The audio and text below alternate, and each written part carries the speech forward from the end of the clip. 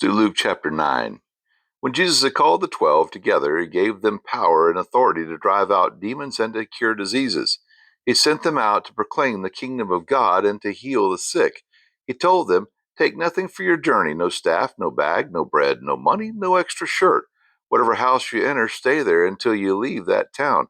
If people do not welcome you, leave their town and shake the dust off your feet as a testimony against them."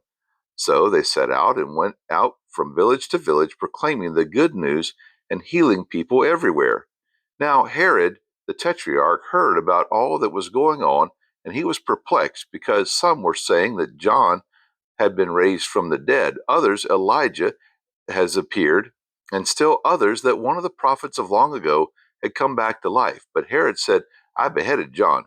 Who then is this that I hear such things about?" And he tried to see him. When the apostles returned, they reported to Jesus what they had done. Then he took them with him, and they withdrew by themselves to a town called Bethsaida. But the crowds learned about it and followed him. He welcomed them and spoke to them about the kingdom of God and healed those who needed healing.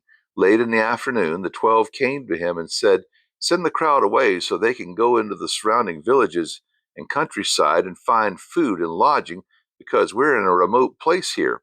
He replied, "You give them something to eat." They answered, "We have only five loaves of bread and 2 fish. Unless we go and buy food for all this crowd," about 5,000 men were there. But he said to his disciples, "Have them sit down in groups of about 50 each."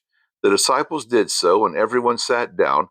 Taking the 5 loaves and the 2 fish, and looking up to heaven, he gave thanks and broke them. Then he gave them to his disciples to distribute to the people. They all ate and were satisfied, and the disciples picked up 12 basketfuls of broken pieces that were left over. Once, when Jesus was praying in private and his disciples were with him, he asked them, "Who do the crowd say I am?" They replied, "Some say John the Baptist, others say Elijah, still others that one of the prophets of long ago has come back to life." Well, what about you?" he asked. Who do you say that I am?" Peter answered, "God's Messiah."